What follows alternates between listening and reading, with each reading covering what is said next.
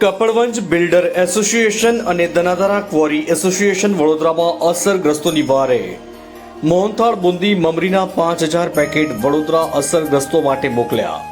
વડોદરામાં ભારે વરસાદને કારણે અનેક લોકો ઘરમાં ફસાયેલા છે। નિવાસી નાયબ કલેક્ટરની સૂચનાથી કપડવંજ પ્રાંત અધિકારીના સંકલનમાં રહીને ફૂડ પેકેટ મોકલાયા।